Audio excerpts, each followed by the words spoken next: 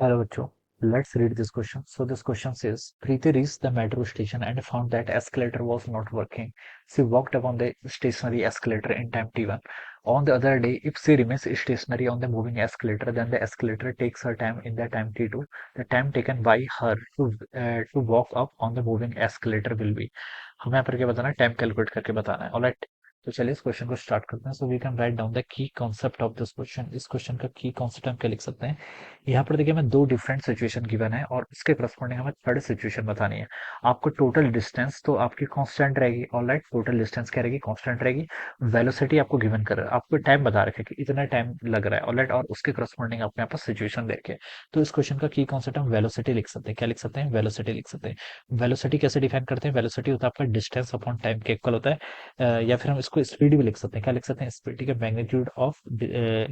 Magnitude of velocity, इसको क्या बोलते हैं? हम स्पीड बोलते हैं. तो चलिए स्पीड लिख लेते हैं. Speed will be the key concept of this question. Alright, magnitude of the velocity क्या कहलाता है? आपका स्पीड कहलाता है. And this will be the key concept. Speed किसके इक्वल होता है? स्पीड होता है आपका total distance travelled divided by the time taken, जो आपका टाइम टेकन है. ऑलराइट, किसी इंटरवल में हम इसको ऐसे डिफाइन करते हैं. अब क्वेश्चन लिखा है, Preeti reach the metro station and found that escalator was not working. Escalator work नहीं कर रही है. She walked up the stationary escalator in time T1. Alright, तो देखिए बच्चों, जो आपकी टोटल डिस्टेंस होगी वो कितनी रहेगी? टोटल डिस्टेंस आपकी मान लीजिए एस के इक्वल थी, वो एस के इक्वल ही रहेगी. ठीक है. टोटल डिस्टेंस किसके इक्वल रहेगी? एस के. एस नहीं, इसको हम डी से रिप्रेजेंट कर लेते हैं. ऑलराइट, डिस्टेंस को सेंस यहाँ पर हम डी से रिप्रेजेंट कर लेते हैं. ऑलराइट, अब देखिए यहाँ पर आपकी क्या कर रही है? She walked. आपकी प्रीति क्या कर रही है? वॉक कर रही है. और मान लीजिए द स्पीड ऑफ द प्रीति कितनी है? V1 के इक्वल. ऑलराइट, और टाइम कितना लिया है इस सिचुएशन में? She walked up the stationary escalator in time. Time कितना लिया है? T1 लिया है. ऑलराइट, देखिए ये आपकी पहली सिचुएशन है. दिस इज और इक्वेशन वन. एक हो जाएगी इस इक्वेशन वन. V1 क्या है? V1 is the speed of the Preeti. Preeti की स्पीड है. डी क्या है? आपकी टोटल डिस्टेंस. T1 क्या है? This is the time taken by the Preeti. अब नेक्स्ट सिचुएशन क्या गिवन है? On the other hand if she remains stationary on the moving escalator. दूसरे दिन जब आपकी एस्केलेटर क्या करती है? आपकी वर्क करती है. Then the time taken by her up in time is T2. ठीक है. तो उस सिचुएशन में टाइम कितना लगता है? उसका T2 टाइम लगता है. तो देखिए इन इन दिस सिचुएशन, इस सिचुएशन में आपकी प्रीति तो स्टेशनरी है, बट एस्केलेटर क्या कर रही है? मूव कर रही है. एस्केलेटर मूव कर रही है, और मान लेते हैं जो एस्केलेटर की वेलोसिटी वो V2 के इक्वल है. ऑलराइट, एस्केलेटर तो टोटल डिस्टेंस कितना ट्रेवल हो रहा है? डी के इक्वल टोटल डिस्टेंस ट्रेवल हो रहा है. और टोटल टाइम इस सिचुएशन में क्या रहेगा? टोटल डिस्टेंस तो सेम ही रहेगा. ठीक है. इस बार आपका V2 क्या है? V2 is the velocity of the escalator. और ये वेलोसिटी किसके इक्वल होता है? टोटल डिस्टेंस डी फिक्स रहेगा. और इस केसेस में आपका टाइम टेकन क्या है? T2 के इक्वल है. It is given in the question itself. Alright, so this is the equation 2.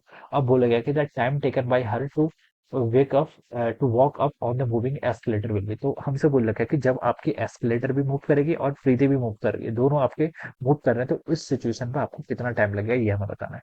तो हम बता सकते हैं. देखिए इस सिचुएशन में हमें टाइम क्या करना है? कैलकुलेट करके बताना है. तो यहाँ पर देखिए आपका टाइम किसके इक्वल होगा? इस इक्वेशन से मैं ये भी बता सकता हूँ कि टाइम आपका डिस्टेंस डिवाइडेड बाई स्पीड के इक्वल हो जाएगा. ठीक है. इस सिचुएशन में देखिए टोटल डिस्टेंस उसको अभी भी कितना ट्रेवल करनी है? डी ही ट्रेवल करनी है. इस बार स्पीड, इस बार देखिए दोनों मूव कर रहे हैं, तो आप क्या करेंगे? प्रीति की स्पीड भी ऐड करेंगे प्लस किसके साथ? एस्केलेटर. तो ये टोटल स्पीड हो जाएगी आपकी V1 प्लस V2 के इक्वल. ठीक है. और इस सिचुएशन में जो आपका टाइम है वो किसके इक्वल है? टी के इक्वल है. तो टी की वैल्यू देखिए कितनी आएगी? डिस्टेंस डी, ये तो आपका फिक्स है. V1 को मैं यहाँ से क्या लिख सकता हूँ? D/T1 लिख सकता हूँ. क्या लिख सकता हूँ? D/T1.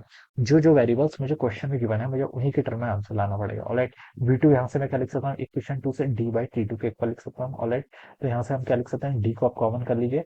डिनोमिनेटर में भी डी को देखिए हम कॉमन करेंगे तो जाएगा 1/T1, और यहाँ पर आ जाएगा 1 डिवाइडेड बाई T2 के इक्वल. ऑलराइट, ये टर्म यहाँ से ऐसे जाएगी. डी से आपने यहाँ पर क्या होगा? डी कैंसिल हो गया. और न्यूमरेटर में देखिए आपका टोटल टाइम टी कितना हो जाएगा? इक्वल टू 1 डिवाइडेड बाई, यहाँ पर इसको ऐड करेंगे तो T1 प्लस T2, ये टर्म तो यहाँ पर आ जाएगी डिवाइडेड बाई क्या हो जाएगा? T1 टाइम्स T2 के इक्वल हो जाएगा. इस टर्म को अगर मैं ऊपर लेके जाएंगे तो हो जाएगा आपका T1 T2 डिवाइडेड बाई कितना हो जाएगा? T1 plus T2.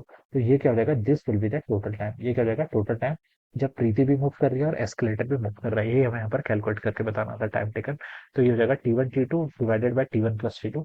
तो ये देखिए जो आपका बी ऑप्शन है, this would be the correct answer. ये क्या होगा? इसके करस्पॉन्डिंग यहाँ से करेक्ट आंसर रहेगा. Okay, so this would be the answer of this question. So I hope you all understood this concept. All the best and thank you so much.